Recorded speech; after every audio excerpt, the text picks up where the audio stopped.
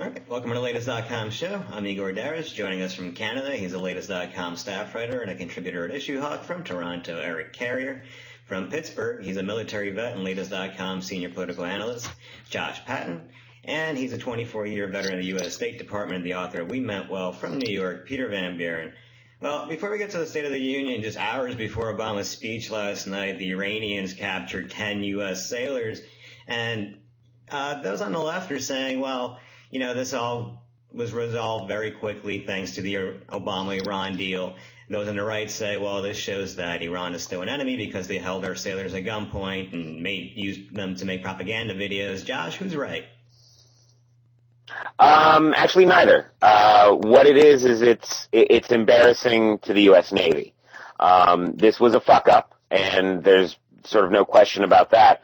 What is bad, though, is that the Iranian Navy should have never encountered just those boats. They should have encountered those boats and then a much larger ship. You know, I think part of it was, you know, the Navy should have never allowed any foreign power, Iran or France, to intercept and take control of any of our vessels.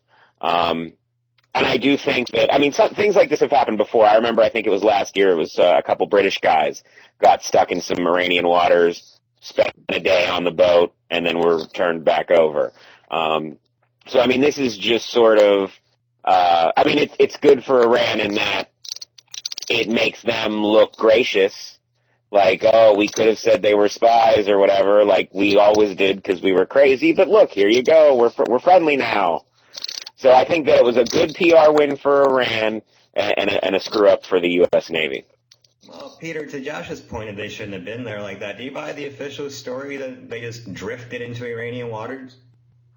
I'm very skeptical. None of us are ever going to really know what happened there. But in order for the American story to be bulletproof, we're going to have to believe that those ships had no GPS, no compasses, no navigational charts, and that they were crewed by incompetent people.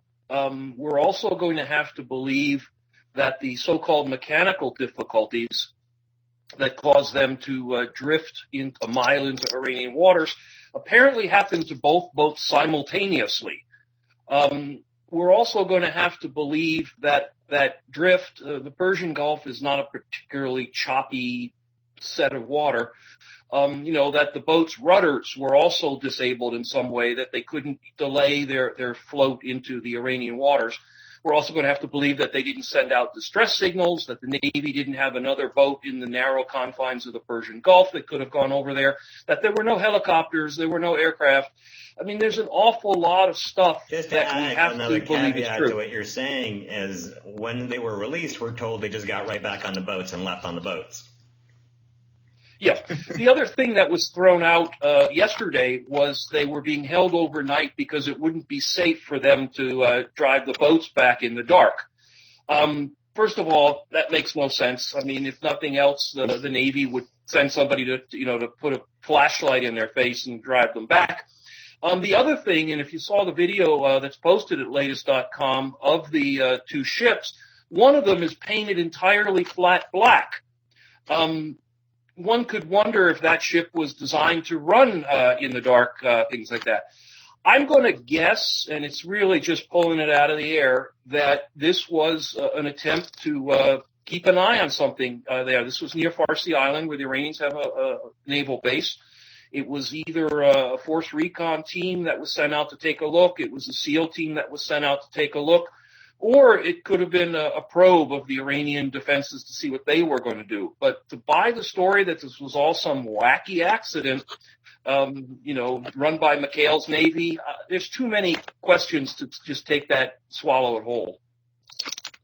Well, I mean, regardless of what happened, the situation was resolved in a day, which makes it very different from previous altercations with Iran. Eric, could this have happened if the U.S. hadn't opened lines of communication with the Iran nuclear deal? And does this signal less adversarial relations in the future?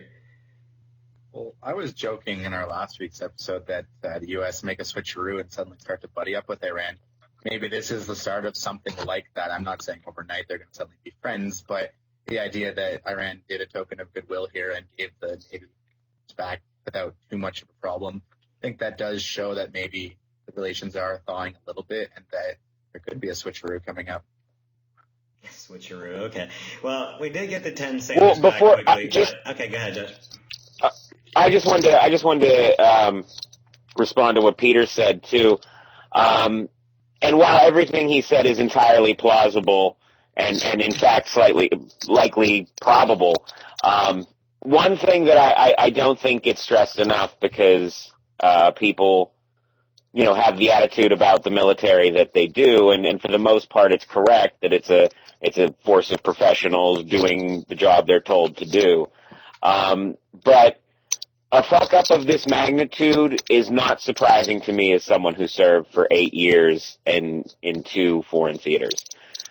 Again, there are some questions, but I'm just saying that I don't agree with the premise that it is not possible for this to be a screw-up. I think it's, I could see this being a screw-up and that just being what happened and it being embarrassing. I could also see what Peter said, like, testing the border, seeing how porous it is, and so on, also being true. But absent any evidence to the contrary, a screw-up, especially the terribly bad timing of it. Like, again, if this were some sort of mission, unless it was completely pressing, why do it the night of the State of the Union? Because again, if you get caught, you have that embarrassing moment of, well, shit, I'm here talking about how Iran in the speech is good, but they have 10 of our guys. It just doesn't make sense, but I don't know. Let me throw one thing out there that might add to explanation to, one, why it happened last night, and two, why it was resolved so quickly. We know that inside of Iran, there are, like in the United States, there are forces that are in favor of this nuclear agreement and forces that are opposed to it. Generally, the secular government, the elected president of Iran, is in favor of it, and the Iranian Revolutionary Guard, which ran the nuclear program, is generally not in favor of it. It was the Revolutionary Guard that took the Americans hostage, or whatever you want to call it, last night. In fact, they may have done that quite thoughtfully, specifically because it was going to be high profile, hoping to embarrass their secular leadership, maybe embarrass the United States, maybe give the Republicans in Washington something to play with, what have you. Then the next morning, when the civilian government found out about it, I doubt anybody called to Iran and said, we're about to, take 10 Americans into custody. In the morning when the secular government found out about it, they got control of the situation and got the men and one woman released as soon as possible. Again, we'll never know the truth, but there's at least 10 explanations for every side of the coin in the Middle East. Well, regardless of what happened, again, we got the 10 people back very quickly. Peter, what about the other 4 Americans that Iran still has in custody? Why aren't we pushing harder to have them released? It's funny tying it to the State of the Union, because what gets omitted from these things is oftentimes more telling than what gets included. And I'm sure we'll have a chance to talk about it later, but something we were all tweeting about last night was the absolute lack of any mention at all about Afghanistan, America's longest war. Just the word never came up. The same thing about those Americans that are being held in Iran, that they have become a bit of a nuisance for the Obama administration. Whether they violated Iranian law or not is all very messy and confusing. Some of them, we don't even know what they were really doing there. But to put too much emphasis on individuals, you're going to trade away too many things diplomatically to get those guys back. This is what bites us in the ass every time with North Korea. Anytime we're going to sit down with the North Koreans, they go ahead and arrest some American, and we spend all our capital getting the guy out. Clinton or Jimmy Carter flies over there and takes the guy home, and the North Koreans get whatever they get in return for that. I suspect Obama doesn't want to trade anything away for those four guys at this point, and they may be, in fact, victims of bigger stakes politics. Well, since you mentioned it, let's move on to Obama's final State of the Union last night. He called for civility and even called for a cure for cancer. Josh, what'd you make of the president's one last State of the Union? I don't know. I always was a sucker for lofty calls to unity, whether it's any side.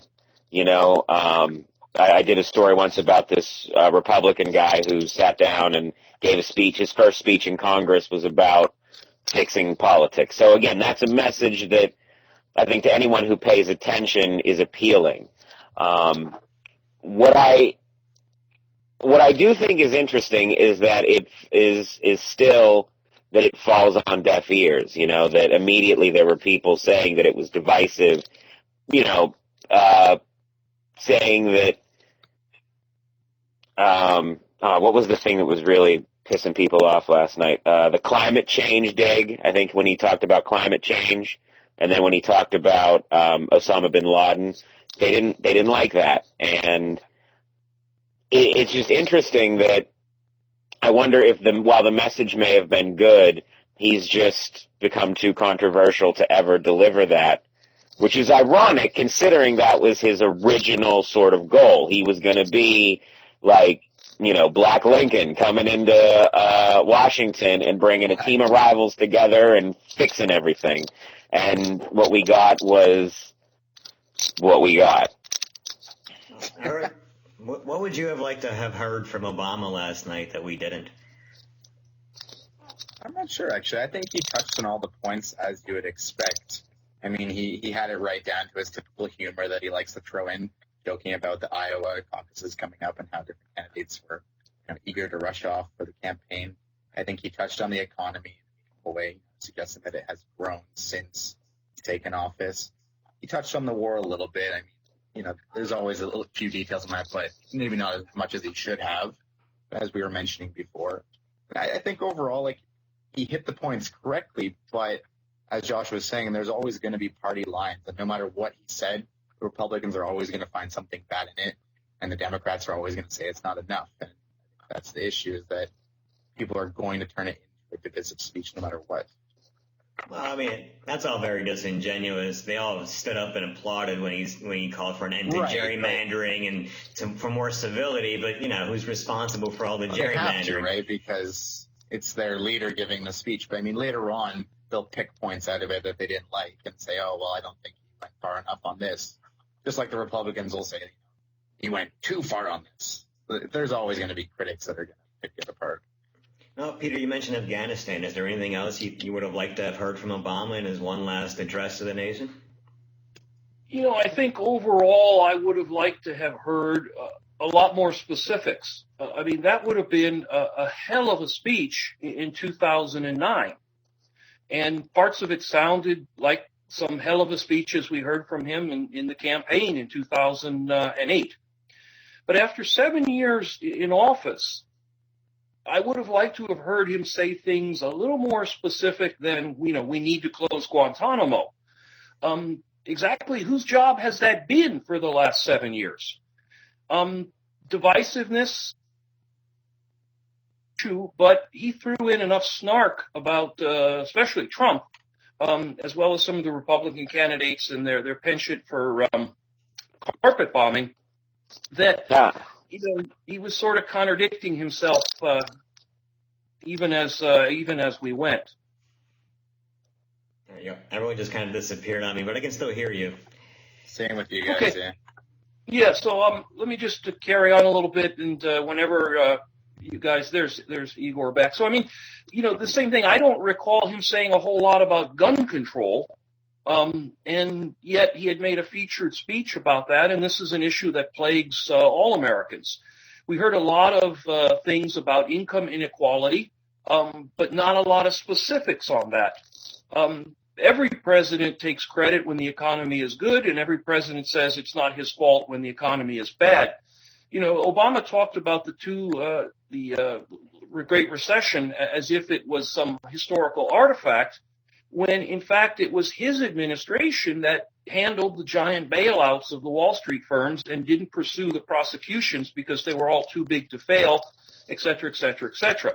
So this idea that he didn't take any responsibility for that, that he chose to completely ignore things that just were not, happy, comfortable stuff, and that he talked about issues like Guantanamo almost in the third person, really left me a little saddened. I also, just on a personal level, am really sick to death of that whole folksy thing that he does. He slipped in and out of it. In some points, he was doing the preacher thing he likes to do sometimes. He was big on that during the campaign. There are things we need to do. We need to stand up and say to the world, we are not afraid as America. He does that. And then he'll do the, Igor, there are so many things. Now, I know folks out there don't always agree with Igor. Well, they don't always agree with me. But as a nation, he does that. And I think it felt a little That's old. proper speech telling. Sorry? I would argue that's proper speech telling, with the added pauses, emphasis, and stuff. Yeah, maybe. Yeah, the Guantanamo mention really. That's sort of my point, is that it's. I just think it's Obama himself. That people feel strongly about him one way or another, or both ways on different things, but he becomes the issue no matter what the issue is, and I guess that's kind of what happens with any two-term president in his last year. I remember, Bush was basically persona non grata in his final year in office because of how, badly the war seemed to be going, and the fact that the economy seemed headed towards collapse. It was a sort of similar circumstance, except Bush is able to pull off the charisma thing a little better, the folksy charisma that Obama doesn't have. Well, even though everyone's looking forward to President Trump now, Obama does still have a year left in office. He still has a year left in office and no financial disaster right now. Josh, do you see any big reforms coming out of Obama's final stretch run? That's a tough call. It depends on what the Republican Party does. Because the one thing we've not yet mentioned is sort of how a significant part of the State of the Union, arguably the whole thing, and most of the GOP response was aimed at Trump and Cruz, and guys like them who are, dipping into that anger for their voting or their campaign power. And I thought that was really weird because, the State of the Union response is usually a big deal, and usually they end up being. And it was a brilliant move that they decided to have this Republican Party debate about the soul of the party, as people like to say, right up front like that. And they actually weren't afraid to make basically the same argument as President Obama. It comes down to the convention, what's going to happen there. But as far as President Obama and reforms go, if Congress is willing to work with him to do good things and put the Republican label on it, things will happen. Barring any crises, but I don't know, the Dow closed down today. There's a lot of breaking news alerts about that. So, there's always the economy to keep us terrified. Well, Paul Ryan has been a little more likely to work with Obama on compromising. Eric, do you think this one last year they can, get some big pieces of legislation through? No, I don't think so. I think it'll be more of the same, Congress blocking him on everything. I think, at least for the last 4 years, most of President Obama's administration has been defined by executive action. He's definitely not afraid to use it. And in a piece that I was writing today, even the White House Chief of Staff, McDonough, was talking about how it was going to be an audacious year for executive action. But I think, they're already positioning themselves to be ready to use it. They've demonstrated in the past that they're willing to use it. And with Congress kind of fighting, prove, their Republicanness for the voters and to really appeal to voters in the upcoming election, they're going to have to block the Democrats on large pieces of legislation, or they'll look weak and potentially lose votes. Well, a lot of people were saying that Obama used his speech to start defining his legacy. Peter, what do you think Obama's legacy is going to be? It's going to be very mixed. And as Josh has pointed out several times, it's a long time into history before people are going to be able to look at Obama's 8 years objectively. So I think in the short term, clearly it's going to be a very mixed legacy. What you believe depends on where you sit. And the Republicans are going to send him off into history as the guy who ruined the country with Obamacare and, made deals with Iran and all the things we hear every day. The Democrats will do just the opposite. Realistically, I think Obama's legacy is going to be a very mixed one, even if we can at some point be objective about it. He came into office saying he was going to close Guantanamo, he was going to end 2 wars. He didn't do that. He kind of ended half of one and then restarted it. Never mind the chaos in Syria, Libya, all these other places. Guantanamo remains open. And there doesn't seem to be a lot of movement to actually clean out the last of it there. Obviously, some people have been sent home. Others are, passing away over time. So, it'll take care of itself, I guess. Domestically, he's going to put, the history will show him have made a good attempt with Obamacare. But I suspect the holes in it will weigh heavily on the judgment of history. He's going to take a lot of credit for same-sex marriage. But again, a lot of the real heavy lifting on that was done by individuals who sued from state to state to state and created a bit of a snowball effect that finally reached the Supreme Court. So I suspect that given the expectations we all had in 2009 when Obama started, it's going to be very difficult to write him down among the great presidents, given how poorly he satisfied those expectations. I think as a population, we don't really look at that nuanced, right? Like, we look back at Bush, we think, wars and tax cuts. We look back at Clinton, we think great economy and blowjobs. We look back at Nixon, Watergate, Carter, Iran. Josh, what do you think we're going to think of when we look back at the Obama presidency? Well, definitely Obamacare. That's him. His name's on it. They've started using the term. They tried to embrace it.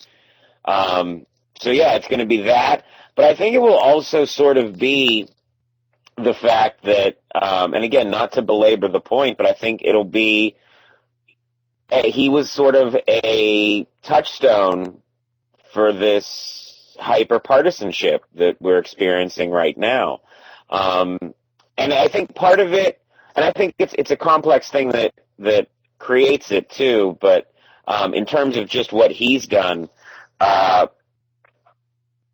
feel like he's been ineffective at selling the idea after the first pitch. He'll say, he'll give a lofty speech,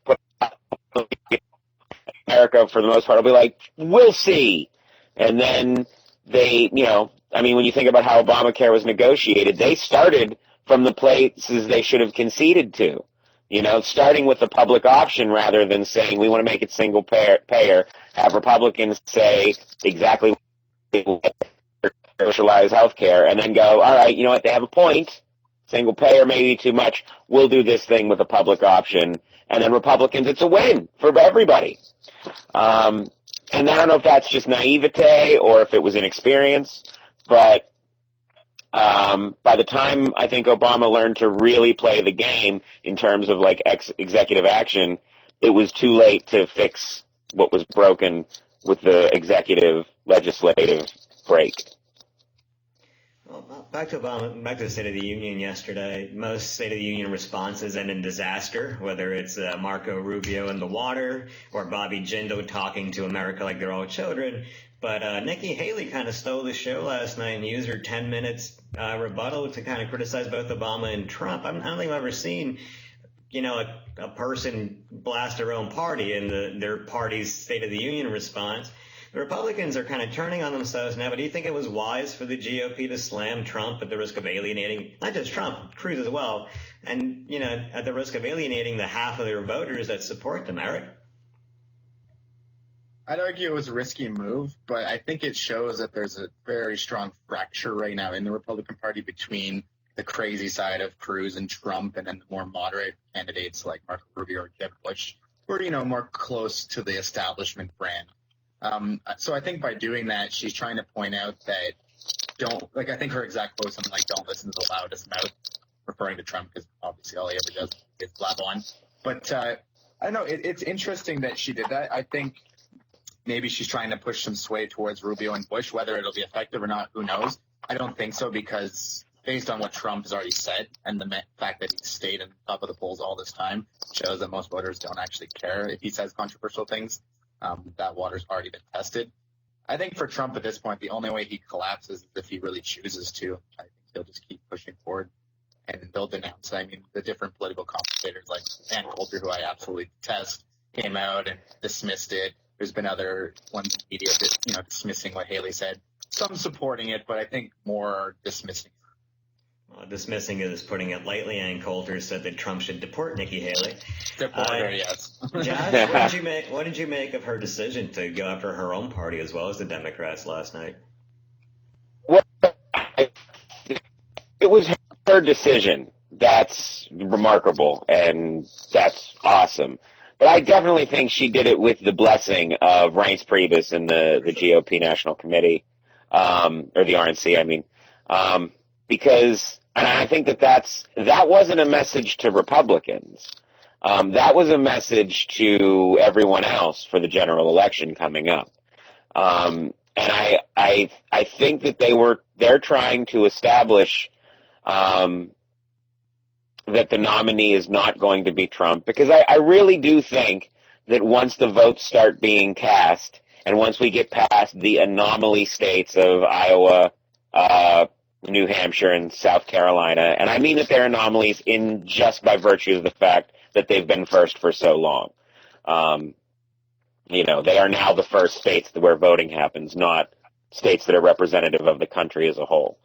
But once the actual voting happens, I would be shocked if Trump starts winning elections, especially towards the end of the primary, when ironically the states that won't matter in the general election, like New York, California, places like that, vote. And I know that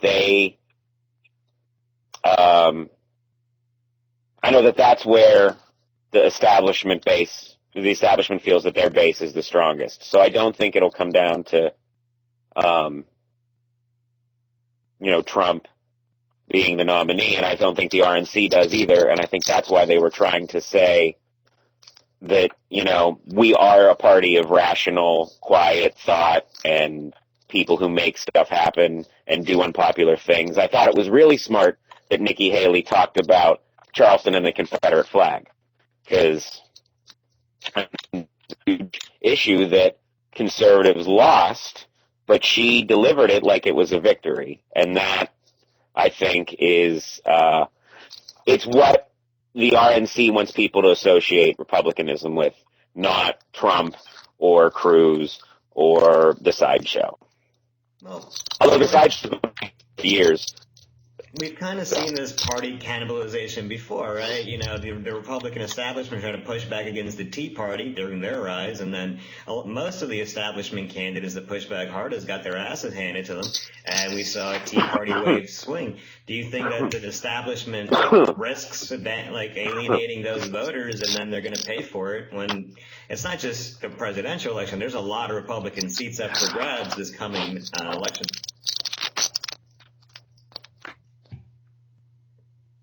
Peter? Who was that directed at, sorry? Oh.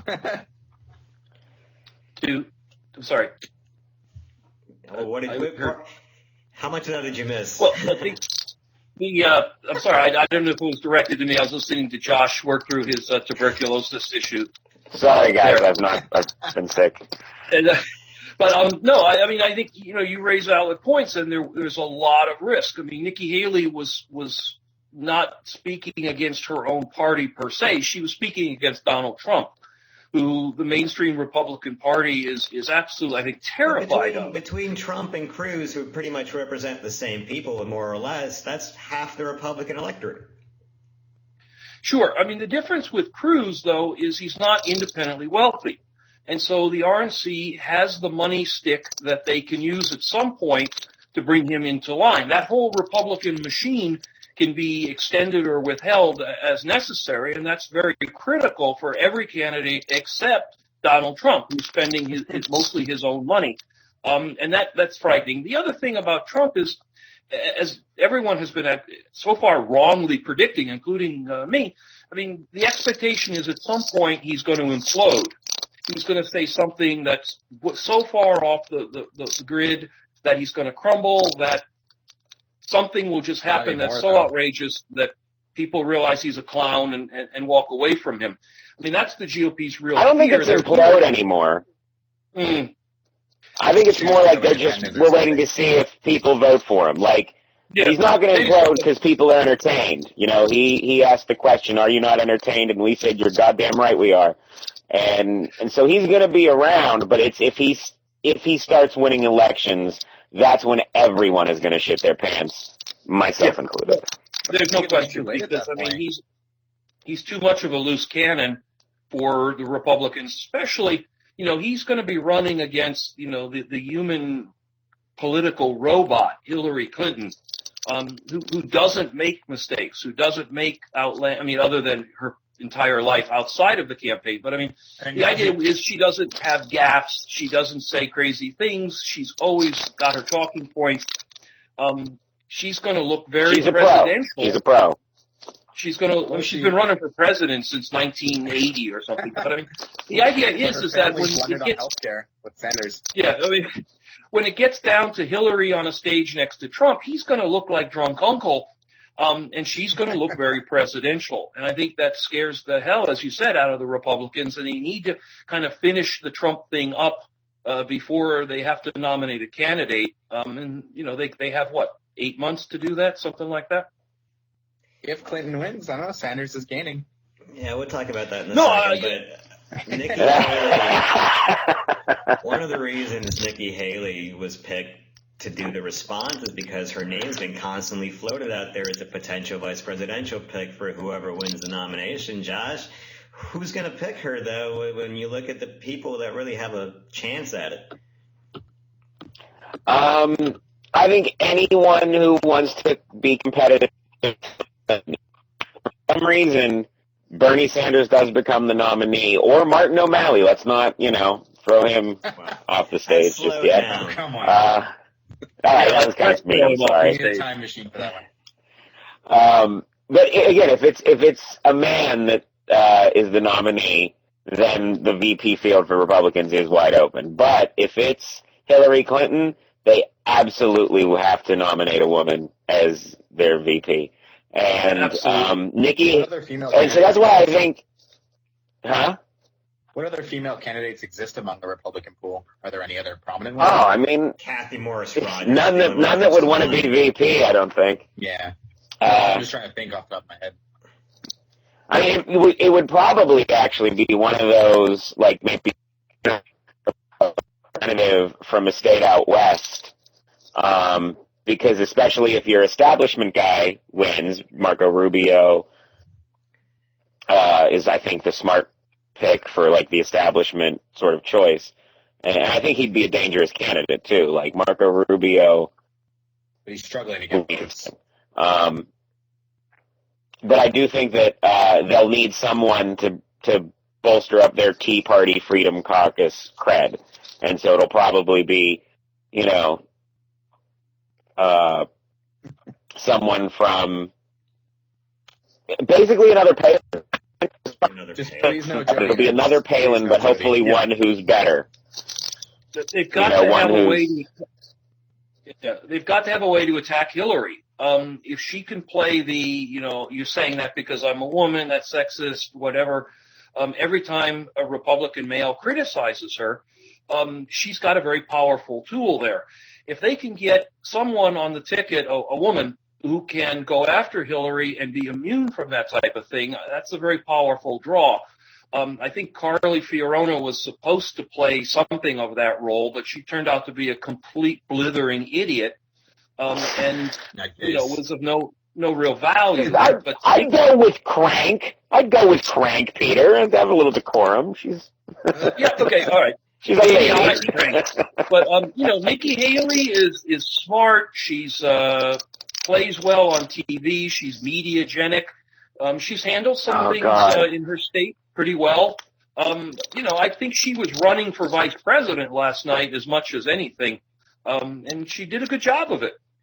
Oh, great. But I mean, Josh keeps coming back to Rubio, but at what point are his numbers going to budge that he actually makes a real dent? I mean, what, 9-10% of the voters are for Rubio? What about the other 90 that want nothing to do with him? And so when it comes down to it, you're really looking at a race between Trump and Cruz right now, and how are one of them going to pick her when she pretty much slammed their immigration rhetoric and race rhetoric last night? Josh? Peter?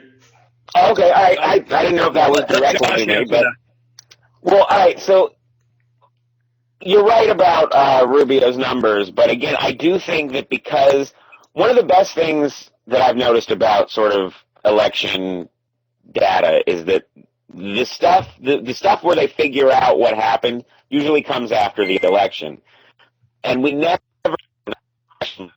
had a campaign like this before with a figure like Trump in it. So I don't know if the opinion polls are, as reliable as they've been in previous. We'll see in the weeks leading up to the Iowa caucus. If things don't start switching then yeah, the polls have probably been right, and Trump or Cruz will be the nominee. But again, if Rubio comes in second in Iowa and second in New Hampshire, he is now competitive in South Carolina, and the media will treat him accordingly. That's very important, because this election is going to, the general election as well as these primaries, is going to hinge significantly on candidates turning out their voters. Hillary too. I mean, even if she becomes the nominee, and I need to state for the record that I would give up a kidney to see her drop out of this race. But even when it comes, I mean, if the Democratic voters get the impression that she's going to be a shoo-in, a lot of them are going to stay home. You've got to rally the voters to get out there. The question is, can Trump do that? The Iowa and New Hampshire tend to have a pretty high turnout. I mean, people there are into this process, and so in yet another way are completely unrepresentative of America at large. But I think Josh is right. As we start to get a little deeper into this, turning voters out, getting them to actually get up in the morning and go to the poll and vote for you is going to be a challenge. People have said Trump lacks the organization, the on-the-ground organization to get that done. You've got to go knock on doors. You've got to hand out things. You've got to get churches to run vans and pick up their parishioners. You've got to have volunteers everywhere to pull folks in on a local level, literally one at a time if necessary. It takes a very big, very data-driven organization. Hillary certainly got one. The Republican National Committee has something they can help with, but whether Trump is going to benefit from that in the primaries, I'm not certain that's going to be there. Well, speaking of primaries, we saw really big polls out of Iowa this week. Bernie Sanders is in a virtual tie with Hillary in a state where she's pretty much led for the better part of the last year. And he expanded his lead in New Hampshire to the double digits now, where, by the way, Hillary had a huge upset loss to Obama in 2008. Is this 2008 all over again, Josh? Is Hillary, the inevitable candidate, going to lose once again to a more progressive voice? I mean, in a way, I couldn't be happier if it happened, just because how do you make the same mistake twice like that? And it's both things. Well, yeah, it boils down to the same thing. Hillary saw who her opponent was going to be, and she was like, him? Nah, we're fine. And I don't think has there ever been a candidate who's blown such a like overwhelming lead 2 years before anyone announced. Like she was up in the 70s, people saying like, yeah, I want Hillary to be president. And then, I mean, of course that was going to come down, but to be in a statistical tie with Bernie Sanders it's either a sign that she is the Democrats' Mitt Romney, in that she's just this political machine that doesn't really feel what the electorate wants from a candidate. I'm just like, I'm the perfect candidate. Here I am, accept me. And then is baffled when they're like, why don't you say things we like? Ultimately I think that Bernie Sanders, or at least someone who appeals to that that part of the Democratic base, is here to stay. So even if Hillary is the nominee, your VP is probably. I would be stunned if this happened, because I think they play it safer. But what if she picks someone like Elizabeth Warren to be her VP nominee, and it's like these two women? Double women. I think that would turn out. Sanders will pick Warren because. Buddy. Yeah. But why? No, he wouldn't. No one would let him pick Warren, because you don't pick someone who's the identical sort of political animal to you. Bernie Sanders would have to pick like Jim fucking Webb to be his vice presidential candidate, because he lacks a certain gravitas with foreign policy. He definitely is stronger domestically than that. He needs like a Joe Biden character at the very least.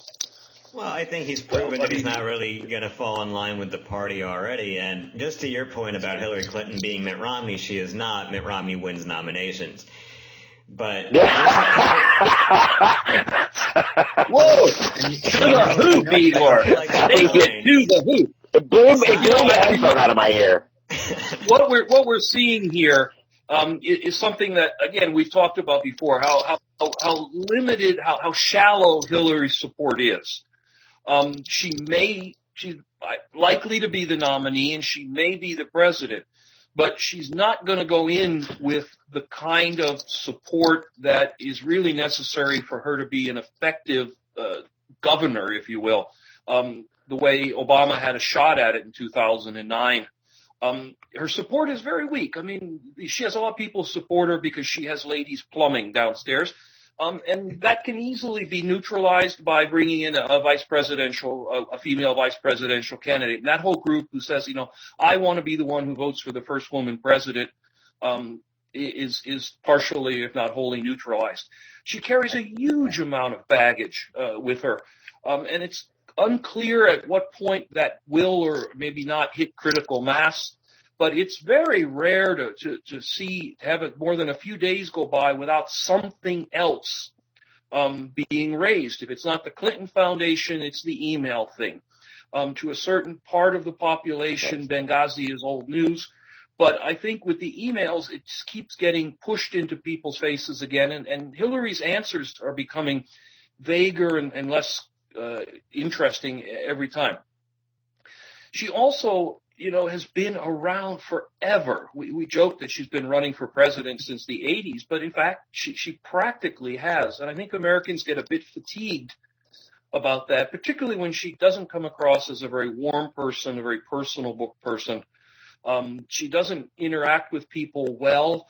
You see her work in the rope lines, and my God, her face looks like they've close-pinned a smile onto her to get her to go out and do that. And to a certain extent, that comes across.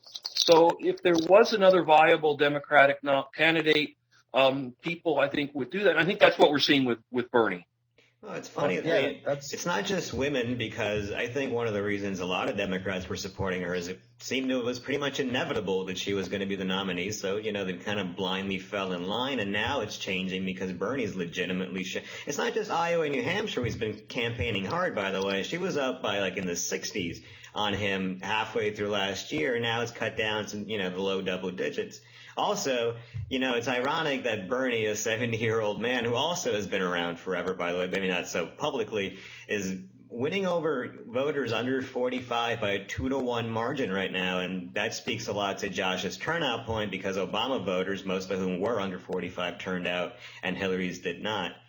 But Eric, do you think that if he can win New Hampshire and Iowa, this could translate to, Bernie getting on a real roll?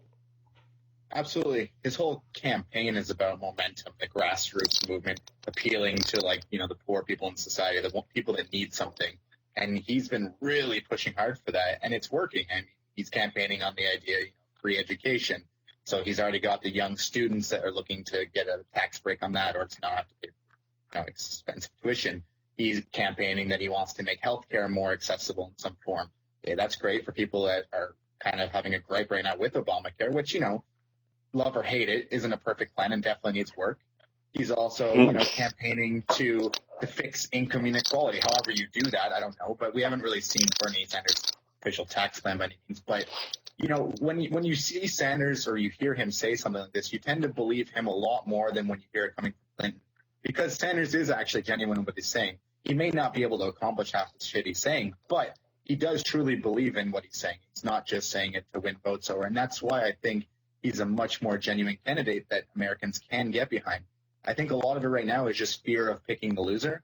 And so most people aren't fully on board yet. But once he starts to creep closer to Clinton, and he already is, I think you'll see people make that jump. Because he's just a more attractive candidate. Let's not forget how 2008 went either. Because remember, it was all about feeling.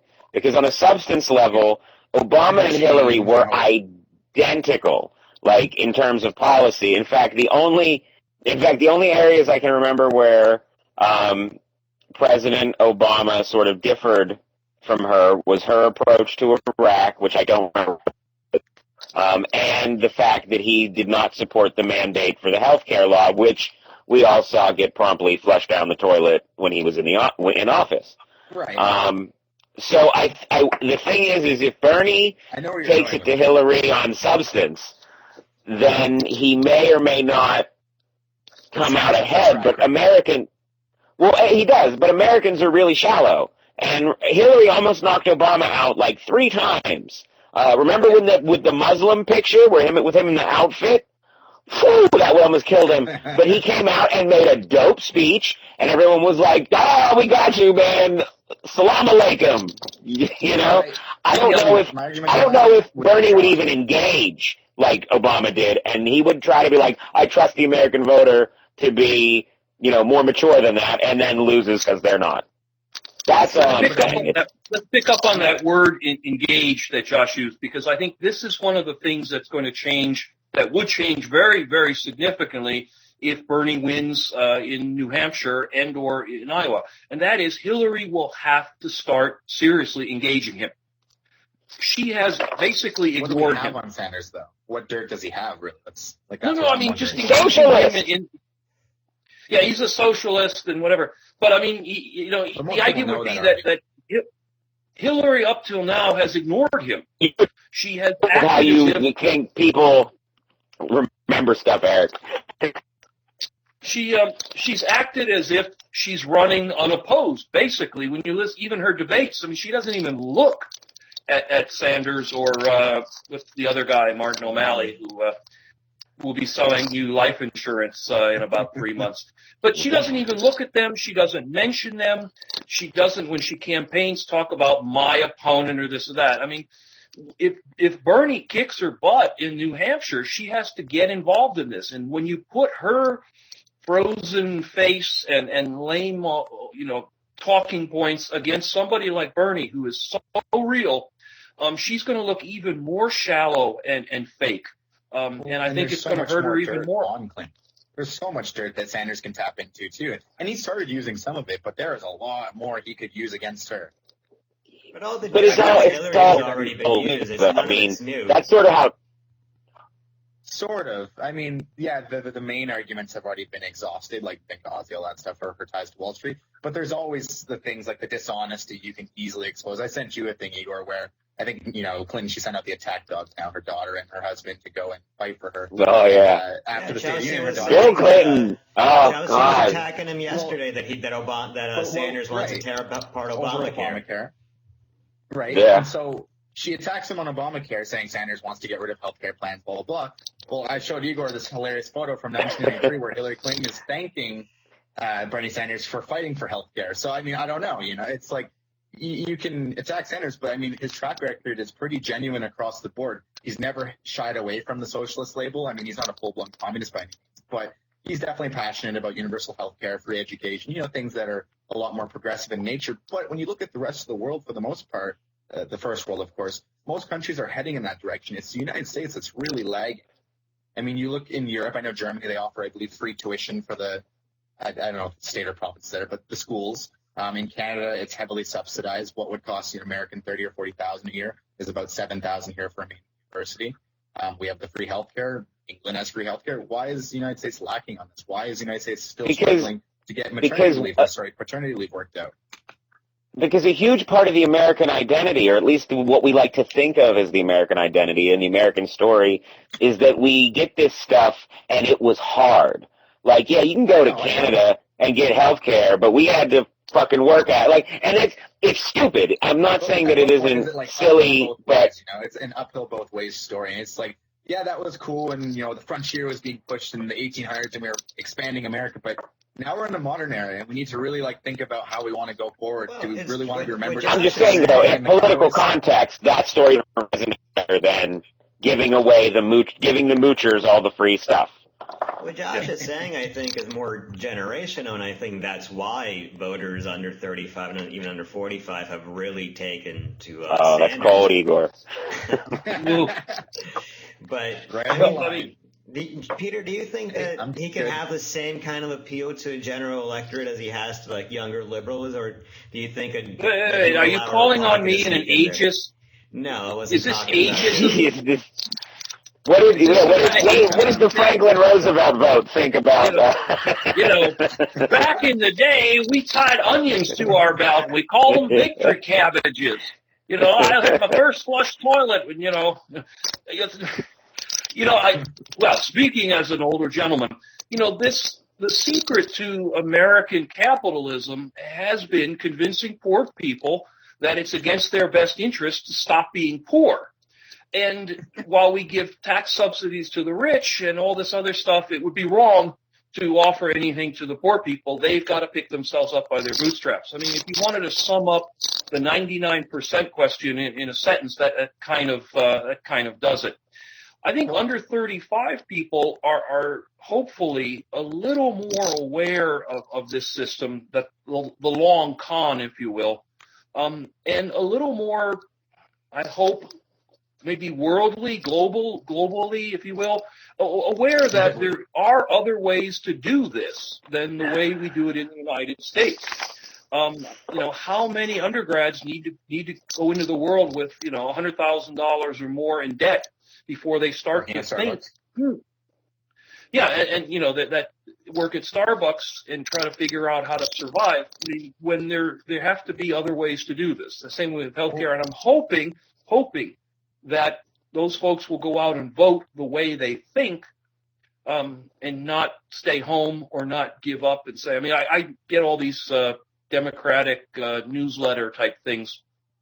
And, I think one of my kids sent in $5 to the Clinton campaign and put my address on it or something, every day. But, they're saying basically the theme oftentimes is you don't have to like Hillary, but if you don't vote for her, it's President Trump. So, hold your nose. That's why they want him. That's why they want him so desperately. Not because he'd be easy to beat, although I think he would be, because, again, when you're really running for president, that reality show shit I don't think will pass the muster with people. I mean, I'm not saying Americans are not the most nuanced and politically aware people in the world, but they can smell bullshit, or at least to what you're saying. Performance. I want to add to what you were saying, Peter, real quick, because you were talking more or less about the American dream, right? And I think with the young people, at least, this awakening has happened, and it's starting to happen throughout all the generations. But the American dream doesn't work. The big companies aren't, like as Reagan put it, trickling down. They have a big bucket that trickles into their own bucket, and then they just keep kind of refilling the bucket up top. it's not trickling down to everybody. And I think people have become aware of that, and it's time to try to change the system in a way that will allow everybody to share the wealth. And I'm not saying some communist paradise where garbage men and doctor make the same wage, but at least provide services like healthcare or education to people who cannot obtain them normally. And the way we're going to do that is through a president that has the balls to stand for something like that, because he doesn't care if his name gets thrown through the ringer in the process. And that's where I think Sanders can really excel, because he doesn't care if somebody calls him a socialist. He's used to it. To what Peter and Josh are saying, I mean, first of all, there's a couple polls that actually show Sanders with heavier leads on the Republican candidates than Hillary. But also, we were talking about turnout before, and I think if any one of these candidates is going to struggle the most with turnout, it's going to be Hillary because of her inevitability, whereas Bernie Sanders voters are fervent supporters. Don't you think that can carry over into the general election? The trick is, of course, the organization. I mean, I agree with what you said, but when you're talking about getting enough people in Podunk to go vote, that requires a national organization with lots of data. My oldest daughter campaigned for Obama in 2009, and this was in a relatively small town in Virginia. And whenever she showed up, she was handed these computerized lists of addresses in a neighborhood. There were houses that she was told don't bother with because they've already been sort of scratched off potential voter lists for what we never knew why. But I mean, the implication was that they were committed Republicans. There were stars next to houses where she was supposed to spend more time. They really had this shit down. It was quite amazing to me, and they were handing this out to a 17-year-old to do. That, in the end of the day, is what you need to win, the presidency. You need that happening in at least the 15 or 20 states that have all the electoral votes. And whether Bernie can do that, because it costs money. Whether he can do it or not is an open question. Yeah, he is raising a lot, and a lot of his support. I mean, I think the average donation is like $27-$29. Hillary's donors are mostly tapped out. Bernie Sanders can keep donating and donating. But, what about what Bernie actually wants to do? He wants the single-payer health system, and he wants to raise wages, but at the same time he wants to raise taxes by like 9% on middle class. That's not even to mention how he's going to cover free college, expand Social Security, fix the country's crumbling infrastructure. Too much, of course. I mean, the Wall Street Journal estimates it'll be about $18 trillion over a decade, and that's not to mention that it all has to go through Congress. Josh, is any of this actually doable? No. I mean, well, some of it might be, and here's the thing, because at the very least, Sanders is doing, and because he's genuine about these causes, he is starting from the place where it's time to negotiate. I mean, so he starts out saying he wants single payer. He'll end up with a public option. Again, this is, there's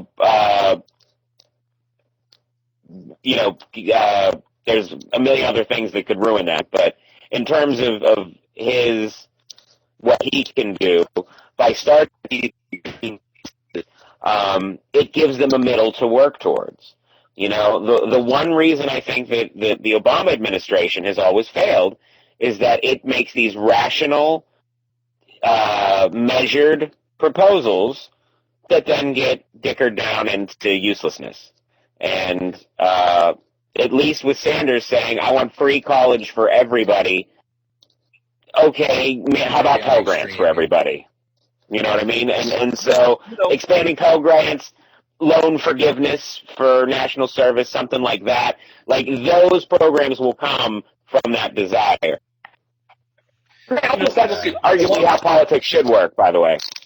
Obama last night was bragging, and I nearly pooped myself. He was bragging that the United States spends 8 times as much as all the other countries combined, or whatever he said, on military, on defense. And we know that. We know the United States, without comparison, has more money spent on so-called defense. 54% of our budget is spent on military stuff. And that doesn't even count the NSA, the CIA, and all these other things in the black programs. Look, the money is absolutely there. We're spending $18 million a day in this Iraq-Syria war. Take a day off, people. That buys a lot of tuition. So the idea would be that there's no money, there's no way. I mean, I know the problems about cutting the defense budget, but the point is that if we were, Botswana, where there was like $30 a year to divide up, yeah, it's tough. But we're not. We're extremely rich. We have an extraordinary amount of money that the government works with. They just don't use it for us. When I was in Iraq, I participated in spending $60 billion to build roads and bridges and schools in Iraq, most of which are now puddles of rubble, with ISIS flags. But, the point is we spent $60 billion doing that. If you were to turn around and say, could we spend $60 billion, please, building roads, bridges, and schools in the United States, you'd be called a socialist. That's wrong. Eric, Bernie has some great ideas. Do you think he can actually get any of them done? I think, like Josh was saying, he's listed the extreme outcomes of what he wants so that he can taper it down. I think, realistically, he could maybe get one of them done if he could get elected 2 terms, because it's impossible to do all 10 or whatever crazy things he wants because it's just too much. And you also have to factor in, if he were to serve 2 terms, would he be alive for the second? He is 75 years old. That would make him. No. I mean, it's fair. It's fair, but let's be honest, because he would be the oldest president, I think, in U.S. history, right? If he survives 2 terms. So, more blowjobs in the Oval Office, it'll keep him young. He'll have a heart attack. Yeah. For sure. On that note, the other thing, being serious, I think he could maybe accomplish one thing, and it would be very dependent on which one he chose. If he focused on education, he may be able to dial it down to, like Josh said, Pell Grants or some kind of subsidies on a state level. Who knows what it would be. If he tried to do the universal health care or some big healthcare plan, that would be a little bit more of a struggle. Tax reform would be tough because the middle class is very against being taxed. The rich are very against being taxed. Nobody wants to pay taxes, unfortunately. It's a reality in society we live. So I think that would be a tough one. When it comes to foreign policy, he doesn't really touch on that as much. He tends to avoid foreign policy. I'm trying to think what other major issues he would touch on. Same-sex marriage is already done now. It's just kind of solidifying rights. So I think. But that's to get the cheers up. That's to get the fire up in you. Wages or education would be the 2 big ones. Wages would be a tough one because you have to convince all the corporations to go along with it, and they have so much lobbying power. So I think education would be the one you'd push for, and I think it's doable. All right. Great. So at least some part of it is doable. So let's, on that note, wrap up. It's the most optimistic note of the day. Hey, something can happen. That's a really positive note for us. This week. Yes, we can. All right. Yes, we we need one of those can. signs on the back wall about shootings. It's been 10 days since the last shooting or something. Well, don't jinx it, Eric. All right. On that, let's wrap up. Too early. Prelude.com. Check us out next week.